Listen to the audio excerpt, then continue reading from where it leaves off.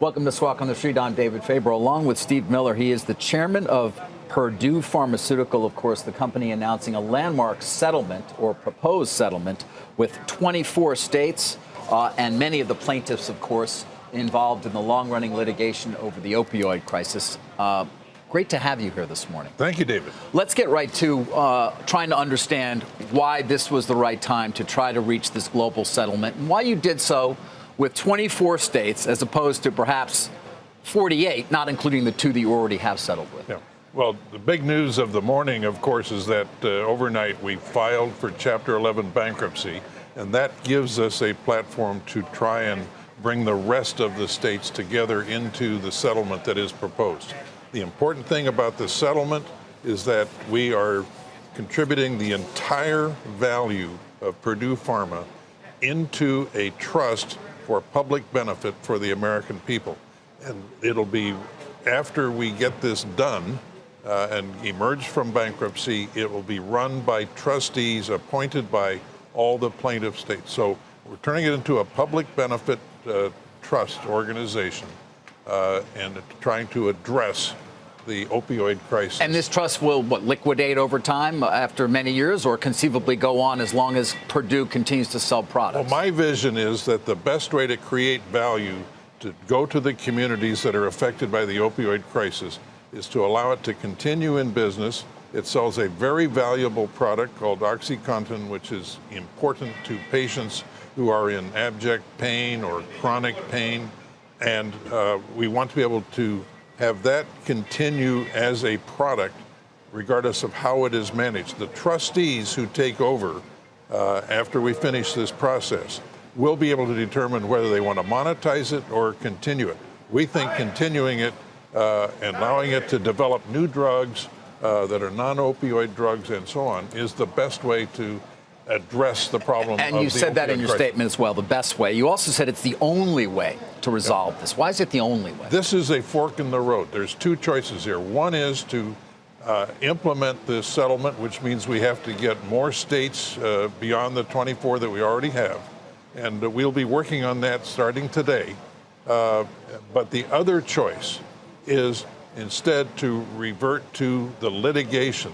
And we could expend all of the resources of the company battling all these lawsuits. We think the best answer is put the company on the table, have a settlement so that all of the value can, as soon as possible, go to the unfortunate victims of the opioid crisis. Right. Now, a key part of the resistance of some of the state attorneys general, at least judging from this morning even, since you announced the bankruptcy and the settlement, is the Sacklers' contribution overall. Yeah. How much are the Sacklers contributing to this settlement?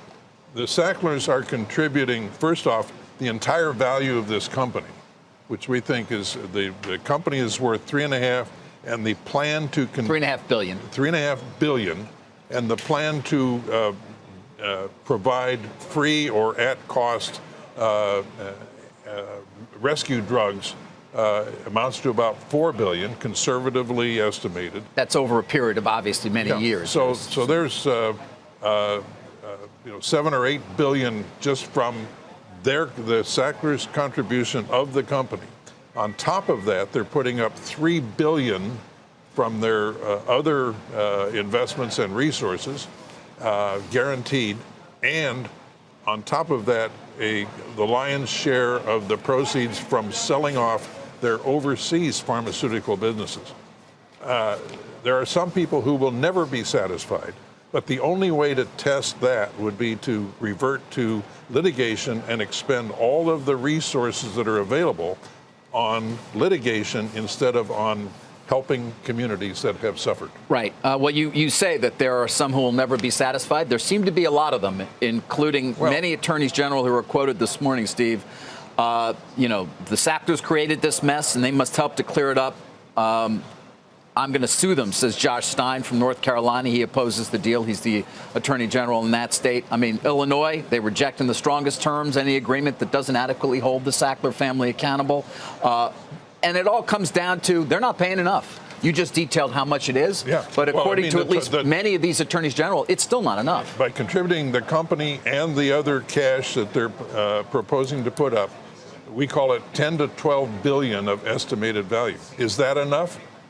Who will know? The only way. But it's not 10 to 12 billion coming directly from the Sacklers. Well, they own the company. Well, right. Okay, so the value of the company and the value of their contribution alongside of it adds up to 10 to 12 billion. And is that enough? The only way to test that would be to revert to litigation, and we think that would be a terrible thing to do for all the communities that are suffering from the opioid crisis, because the litigation could go on for years and years, decades maybe, and at the end of it, there'll probably be no money left. What will be actually left for, right, the victims of this crisis? So the fork in the road, help the communities that have suffered, or litigate to try and prove out who's right. You are somebody who has dealt with these or similar types of situations. Everyone is unique, but for many years. So I'm curious, you must have negotiated as your position as chairman with the Sackler family to try and determine what seemed like an adequate amount of money beyond just the company itself. How were those negotiations?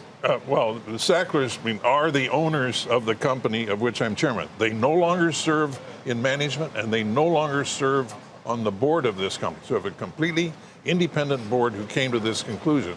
But yes, the Sacklers, there was a lot of discussion over the last year as to what to do about this, and they finally came to the point of supporting what is on the table right now. And what are we supposed to make of a story? I think it was in the New York Times lead, I think on Friday or Saturday.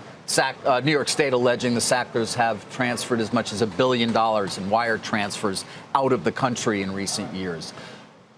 Here is my answer to that.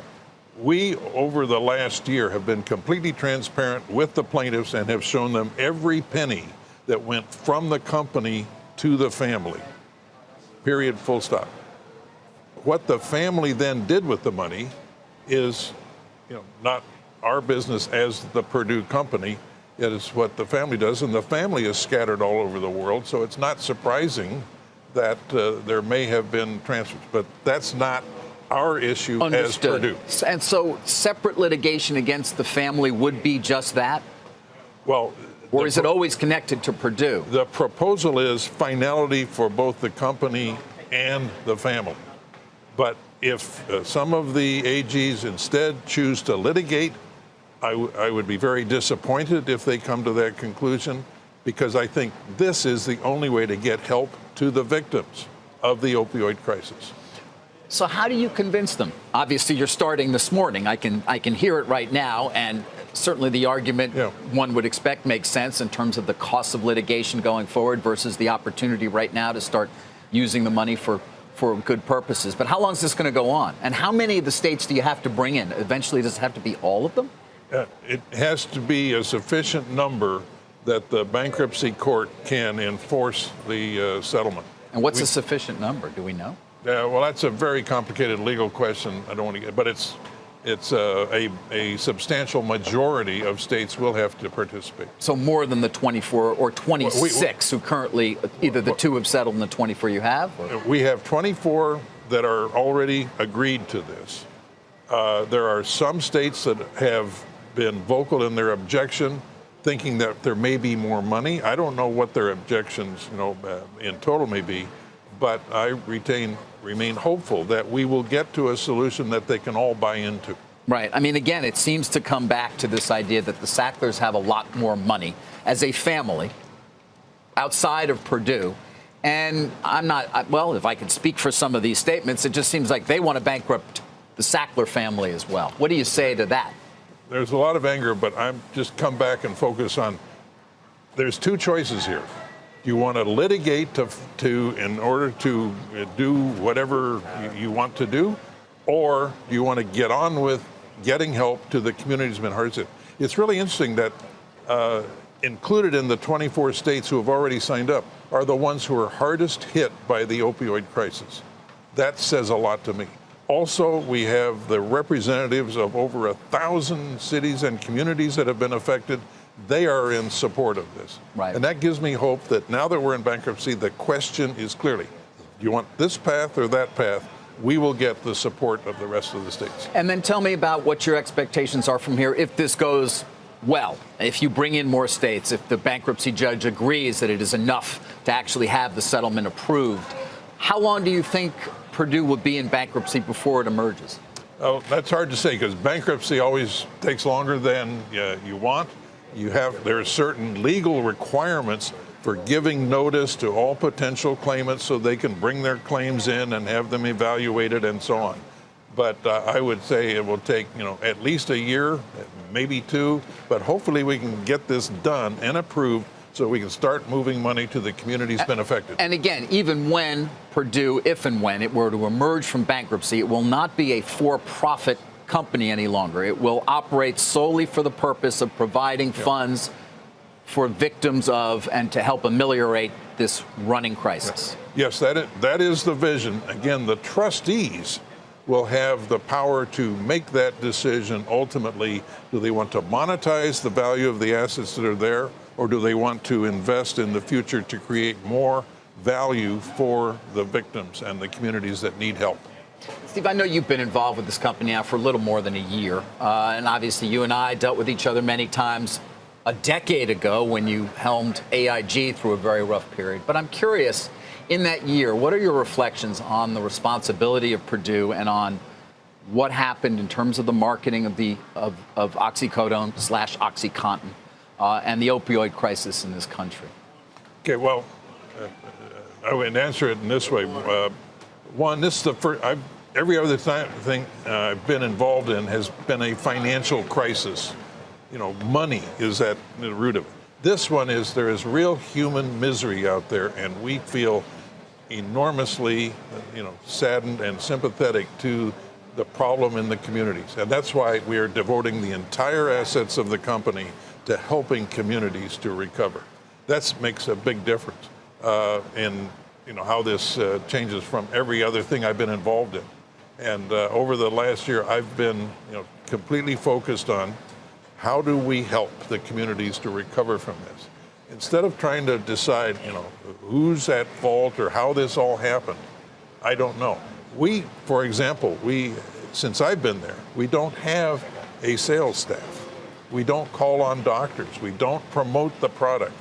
We only manufacture the product and distribute it under a FDA-approved label that provides all the proper warnings and all that. So we're doing our part to try and minimize the diversion of the prescriptions to improper uses. We are dependent on doctors and pharmacies as the ultimate point of control. Right. Well, obviously, you say you don't know necessarily how we got here. But there are those, including these state AGs, who say, well, it was the Sackler family originally and the marketing of this drug as being safe at much higher levels than had previously been the case when it was first introduced to the market that helped create the overall crisis. Not that they were ever that large a percentage of the opioids distributed, but that really the introduction of oxycodone and OxyContin at this much higher level and the marketing of that being safe to doctors was the root of the cause.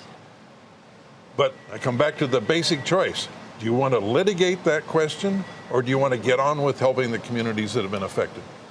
And finally, there are other companies that obviously are also wrapped up in this that are being sued, that are part of the lawsuit in Ohio or were in Oklahoma. This has no relation to ongoing litigation against the likes of any of the other opioid makers in this country, does it? The step that we have taken, including contributing the entire company to helping victims of the opioid crisis, is unique. Other companies will have to do whatever they're going to do. Ours does not bind them, and we are not bound by what they want to do. Steve, we appreciate you taking some time with us this morning. Thank you. David, thank you. Very welcome. Steve Miller is the chairman of Purdue Pharma.